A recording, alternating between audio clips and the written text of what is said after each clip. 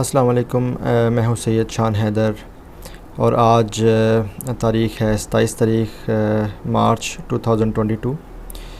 इस वीडियो के अंदर मैं आपको बिटकॉइन की अपडेट दूंगा और हम बिटकॉइन की update technical analysis, fundamental analysis, sentiment analysis और ऑन चेन एनालिसिस के ज़रिए इसकी हम जो है ना वो अपडेट देखेंगे।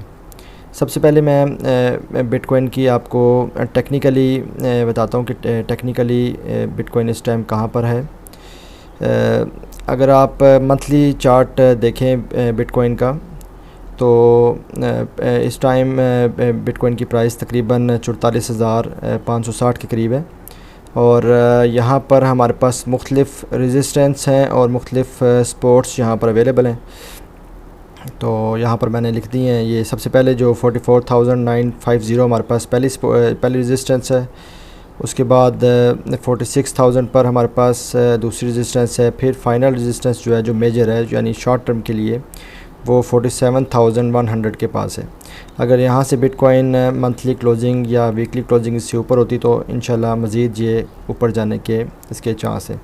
इस तरह अगर बिटकॉइन नीचे की तरफ आता है तो 41,461 सबसे पहले यहाँ पर इसको रिटेस्ट कर सकता है, या 38,000 पर या फिर 35,000 पर इसको दोबारा से रिटेस्ट कर सकता है।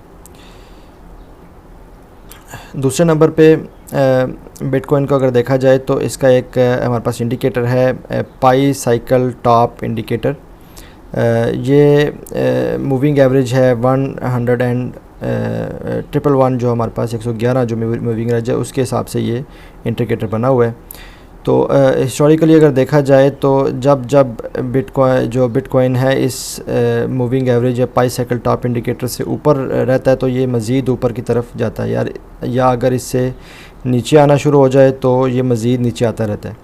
तो अगर हम अभी की इस वक्त की सिचुएशन देखें तो ये जो पाई साइकिल टॉप इंडिकेटर है यहाँ से बिटकॉइन ऊपर जाना शुरू हो गया। ये डेली का हमारे पास जो टाइम फ्रेम है इसके अंदर, तो ये इंडिकेटर ये शो कर रहा है कि यहाँ से मज़ीद अब ये बिटकॉइन ऊपर की तरफ ट्रैवल करेगा।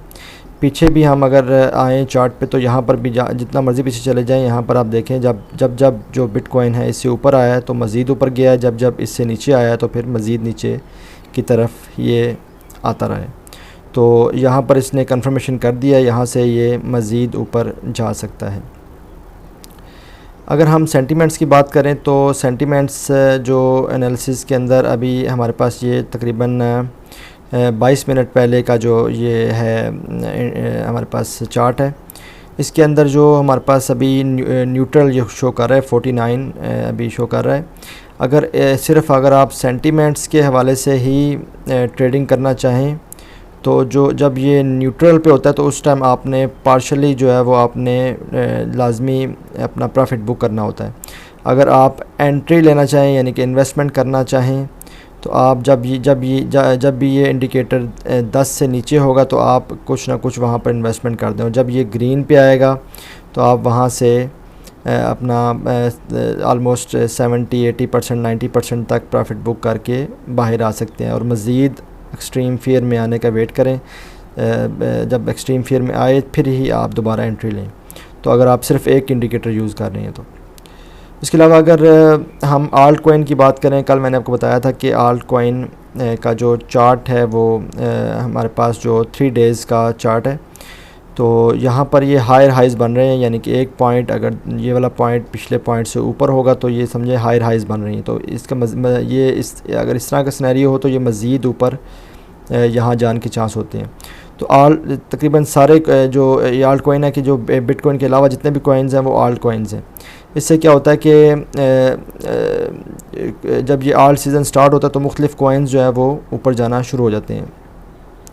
इस तरह इसी के रिलेटेड ये है कि अगर आप कॉइन मार्केट कैप के ऊपर एक वेबसाइट है जहाँ पर मुख्तलिफ़ कॉइन्स शो होते हैं, यहाँ से अपडेट देख सकते हैं इनकी प्राइस वगैरह, मार्केट कैप वगैरह। तो अगर यहाँ पर देखें टॉप जो 100 कॉइन में से उनकी लिस्ट देखें तो सबसे जो नंबर 1 जिल ने 24 आवर्स के अंदर 72% तक की जंप लगाई है। इसी तरह अगर 7 डेज़ में देखें तो 7 दिन के अंदर ये 111.70% तक ऊपर गया है। इस तरह बाकी चेन देखें, ये VET वेट है, वी चेन 27% गया है, CVX 15% गया है। ये टॉप 100 सिर्फ कॉइन्स हैं। इसके अंदर ये मुख्तलिफ कॉइन्स जो है ना वो ऊपर गए हैं। तो ये सारे आल्ट कॉइन कहलाते हैं। आल्ट कॉइन का चार्ट ऊपर की तरफ जा रहा है, इसका मार्केट कैप बढ़ रहा है, इसलिए इसी की वजह से जो है वो जो दूसरे कॉइन्स हैं वो ऊपर जा रहे हैं। अगर हम फंडामेंटल्स की बात करें तो फंडामेंटली भी इस वक्त बिटकॉइन स्ट्रांग लग रहा है। उसकी एक वजह ये भी है, थोड़ी ये पुरानी न्यूज़ है, 1-2 दिन की न्यूज़ है ये पुरानी।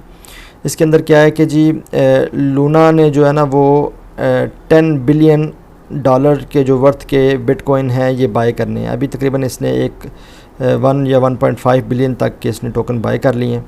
अभी इसने मज़ीद और भी बिटकॉइन इसने बाय करने हैं, जिसकी वजह से इन्वेस्टर में काफ़ी कॉन्फिडेंस आया हुआ है कि अगर मज़ीद बाय करेंगे तो इससे प्राइस मज़ीद अप्रिशिएट होगी। इसलिए बायर्स जो है वो मज़ीद बाय करते जा रहे हैं।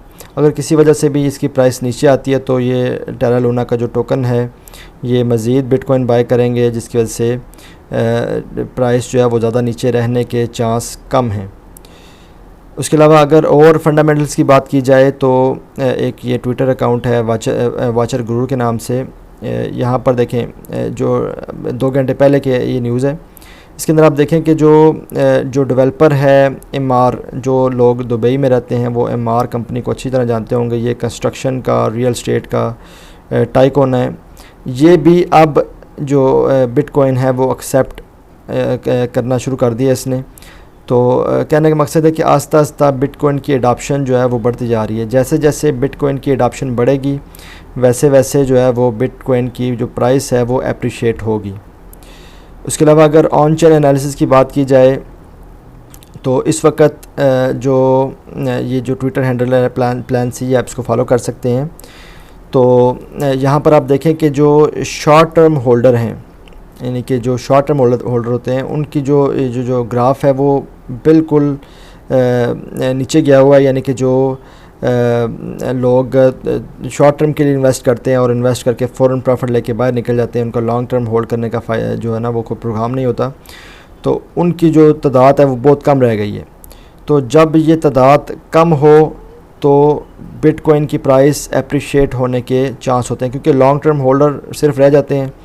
और जब लॉन्ग टर्म होल्डर रह जाएं तो उसके बाद जो है ना वो ज़ाहिर बात है कोई सेल करने वाला कोई नहीं होता, सिर्फ बाय करने वाले होते हैं, लॉन्ग टर्म होल्ड करने वाले होते हैं, जिसकी वजह से प्राइस जो है वो मज़ीद अप्रिशिएट हो सकती है जी। तो आज के लिए इतना ही।